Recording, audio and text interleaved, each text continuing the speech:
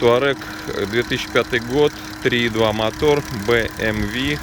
Появился вот звук, сейчас попробую поймать его.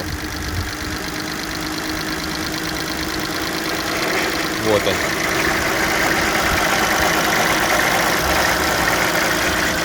Ремень приводной снимали, это не кивы, не помпы, ничего.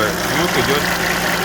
Клейка менялась тоже. У меня такое предположение, что это фазовращатели.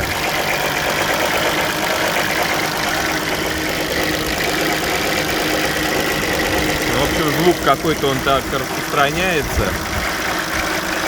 И он держится только на оборотах 1000, 1200, 1300. Дальше как бы его уже не совсем слышно. А прибавь их чуть-чуть побольше еще.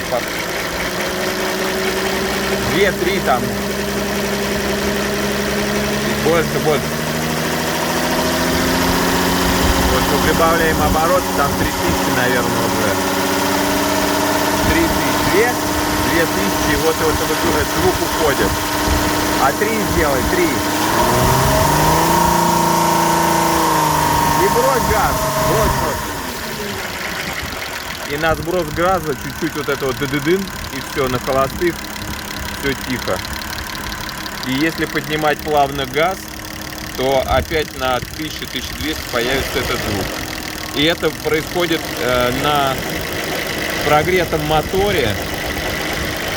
Причем еще такой есть нюанс, что прогреешь и стоишь, газуешь, ничего не происходит. Но стоит проехаться, и появляется этот звук. В общем, вот такая проблема появилась, будем решать.